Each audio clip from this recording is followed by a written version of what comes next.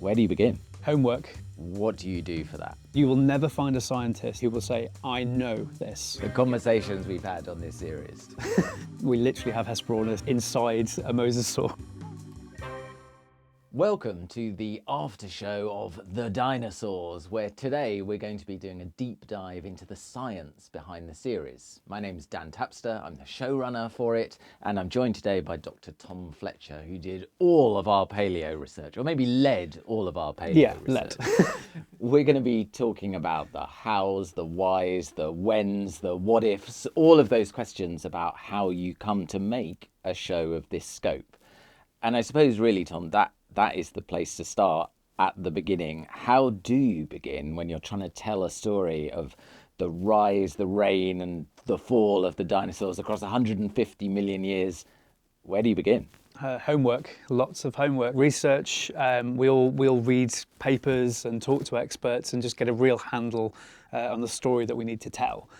So yeah, just lots and lots of literature. Over how long? Like weeks or months? It's months, and it's a continuous process as well. We just keep reading and keep talking to people, but those initial starting moments, we have to know our stuff. When we go out filming, we're experts.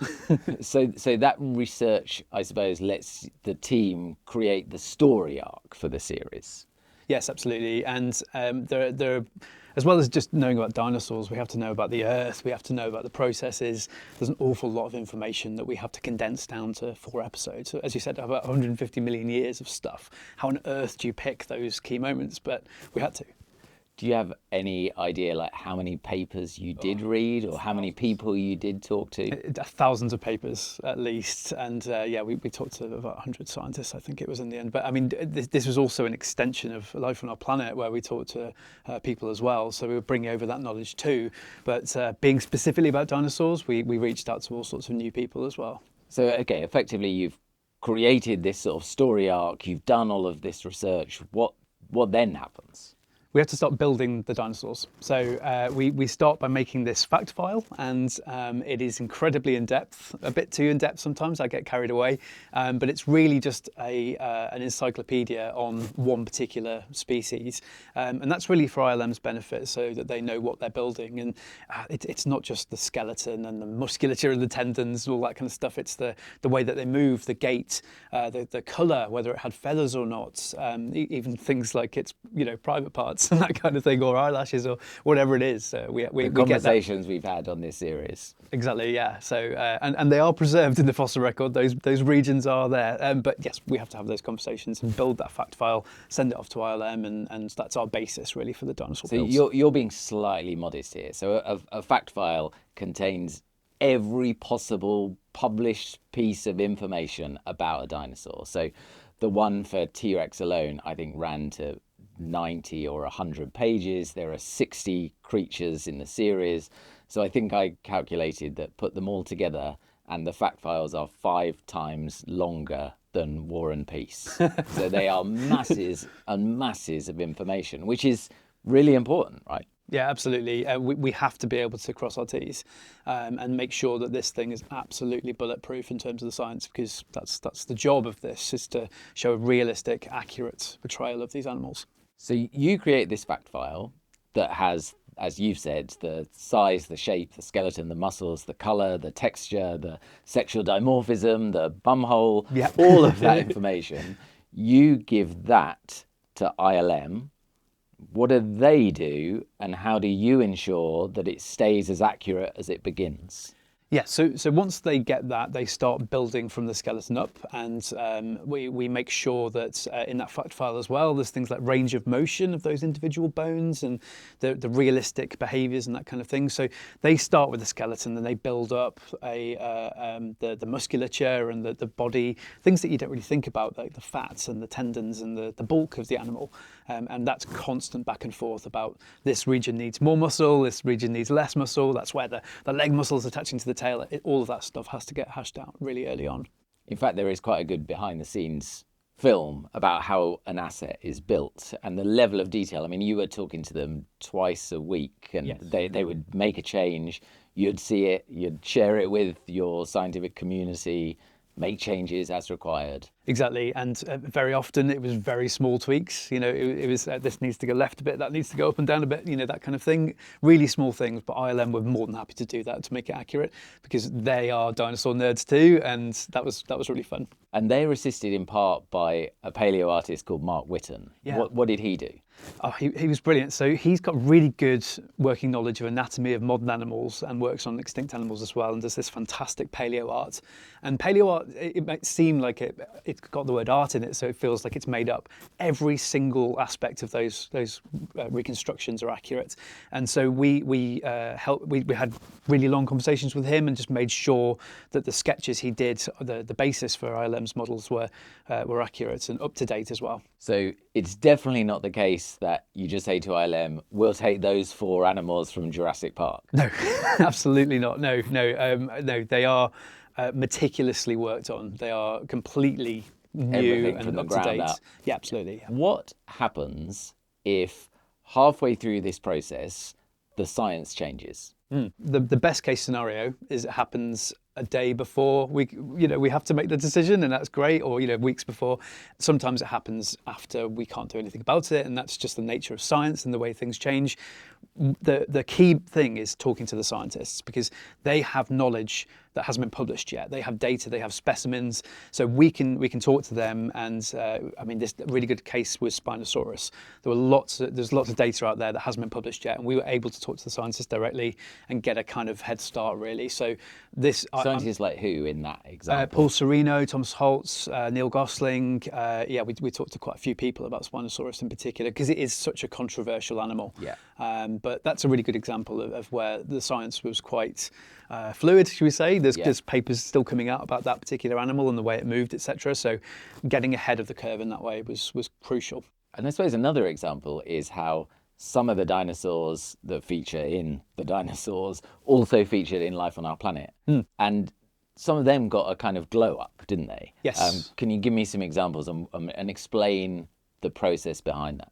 Yeah, so there were some cases like the tooth count on T-Rex, for example, which was, we modified that in this new iteration. They were clustered together a bit too much, but I mean, the variability on T-Rex is quite huge with the teeth counts and that kind of thing, tooth counts, sorry. So yeah, I mean, if you look at certain specimens, it is a bit more crowded than others, but I'm happy to take feedback and move on.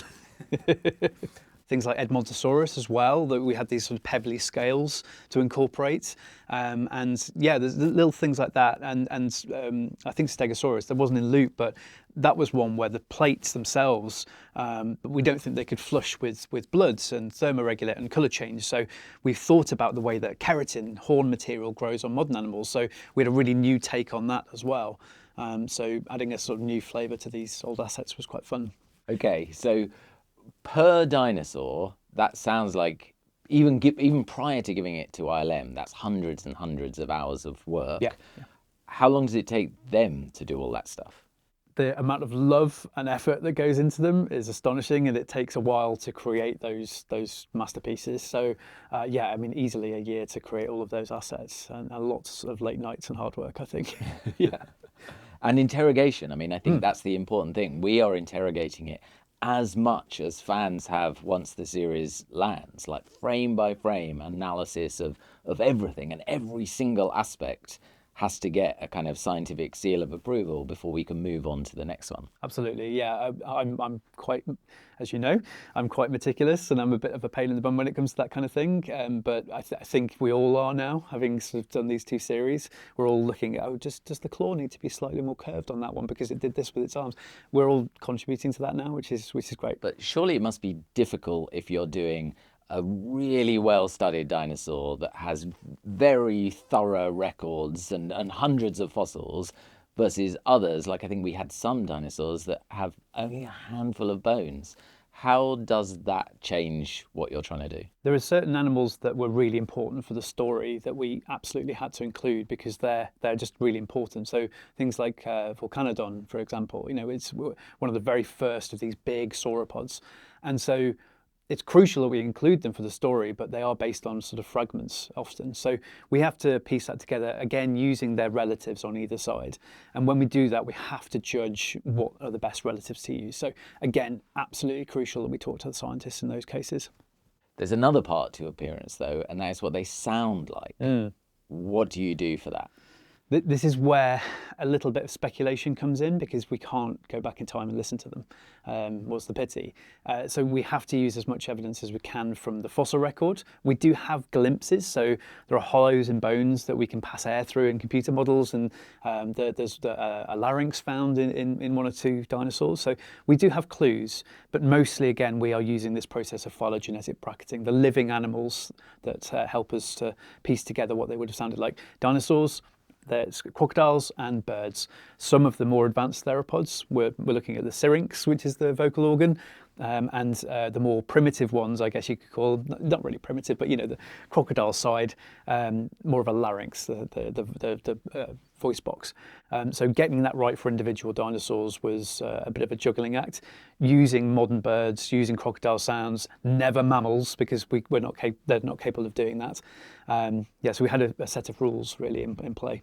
Again, those rules are being governed by scientists like Professor Mike Habib in California, and presumably lots of other people too, to again make sure that nothing ever happened without a science box being ticked. Yeah, absolutely. Yeah, and things like having the mouth closed when they're making some of these sounds as well. You see that it's the shot, isn't it, where you have the dinosaur opening its mouth and it's this really lion-ish roar that comes out of its mouth.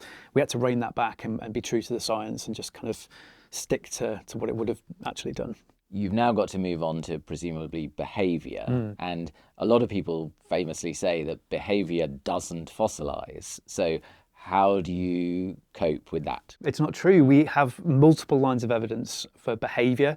My favourite is where you have these sort of smoking guns. So we literally have Hesperornis inside a mosasaur, its gut contents. That's a smoking gun.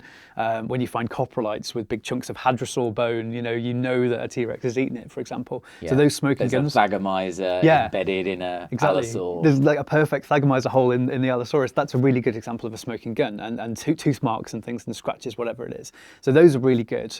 But we can also use things like trace fossils, these footprints as well, to figure out if animals are herding. We can look at isotopes to see if things are migrating. There's all sorts of lines of evidence we can use. Even so, there must be times where there is no evidence, particularly with more elaborate behaviour. Maybe that's courting or nesting or rutting, that kind of thing. What do you do in that situation? I think Dilophosaurus is probably a good example to talk about there, isn't there? So we have a little bit of direct evidence. So there are scratch marks from a theropod that they think might have been like a lecking display. But of course, the movements that we give the Dilophosaurus, they have to come from somewhere. The scratch marks don't tell us anything about the dance moves that it had. So we have to look at things like modern birds and crocodiles again. So I think we used, was it albatross? I think were quite heavy influences there. But making it a bit more simple and conservative. We never go with the more extreme bird behaviours, and there are lots. They do crazy things. So being conservative, being realistic, paring it down to those simple moves like raising the head to show how big they are, making as deep a sound as possible. They all track with the basics of bird courtship and that kind of thing. It's almost like a sort of probability scale, isn't it? You're looking at the closest living relatives, and the way we did it was really going for the most common behaviours that those relatives show. Yes. And as you've said, birds do all sorts of extreme things when it comes to courtship.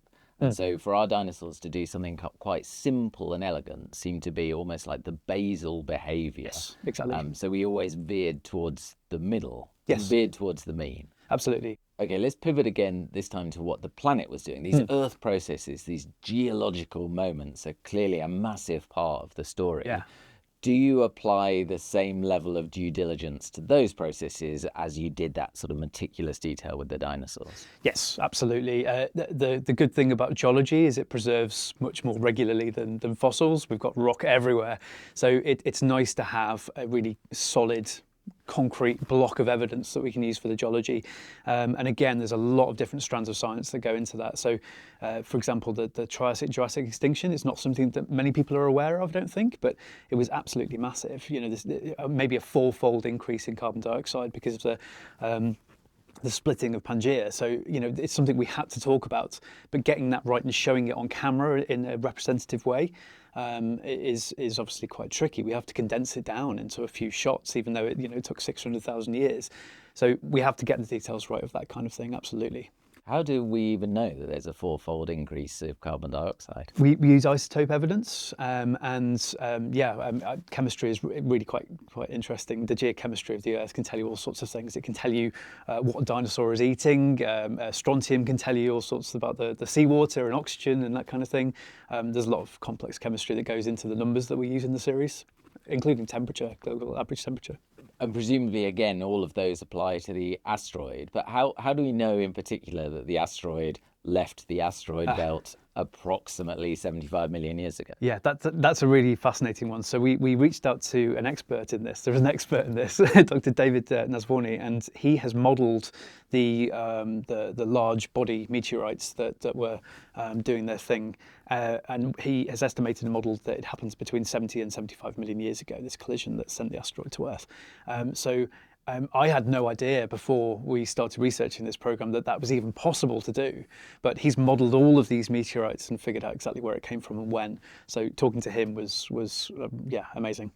Okay, so last question. I think people may be surprised at just the sheer level of work it has been to try and make everything as scientifically accurate as possible, to make sure the science is the tail that wags the dog of the series. So given all of that, why are there some viewers who say, we got it wrong, Spinosaurus didn't hunt like that, Pachycephalosaurus didn't headbutt like that? Why is that the case, given how diligent you and your team has been?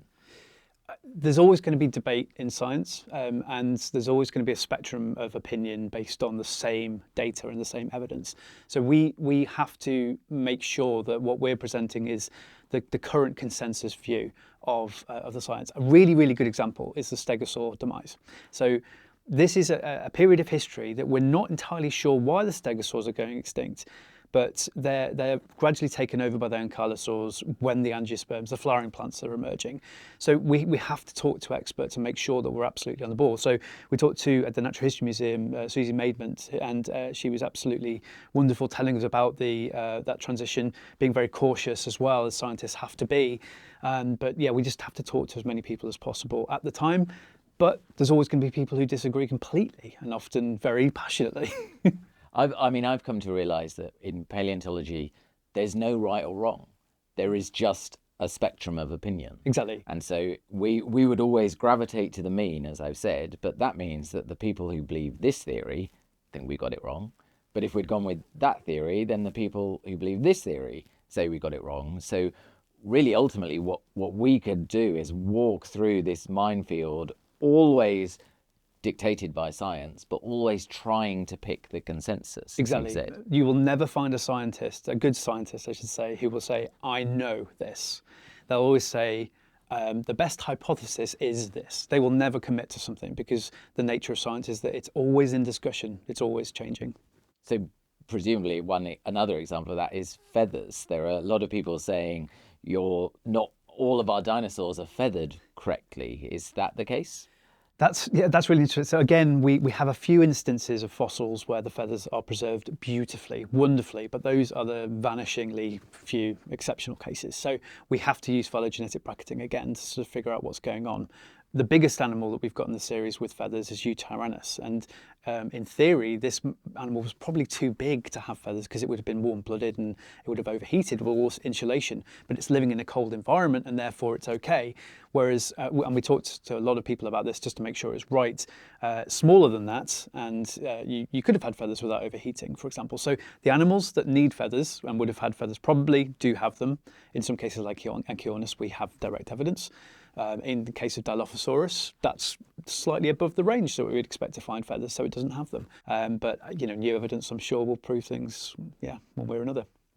Are you comfortable with the idea that, I suppose, that new evidence means that at some point parts of the series will go out of date. Yes, yeah, I love that. I mean, that is the thing that the paleontologists who watch this of the future will study and will learn about and will say, actually, I found this. And I'll go, great, good. And I really like how science changes constantly. So shortly before the series came out, there was a paper on Anchiornis, in fact, that said the way that the feathers were growing is not like any bird today that is capable of flight, and therefore it's probably flightless. And that's part of the evidence that may disprove it one day. I don't agree with it, but that's the nature of it. It's always discussions, and I'm very happy to see changes in science, advancement and progress in science. I agree. Well said. Okay, well, Tom, thanks so much for your time today. Thank you for watching. If you have any other questions, submit them in the comments. We might do a reboot of this. And of course, for everyone else, please like and subscribe to Silverback Films' YouTube channel. And thanks for watching.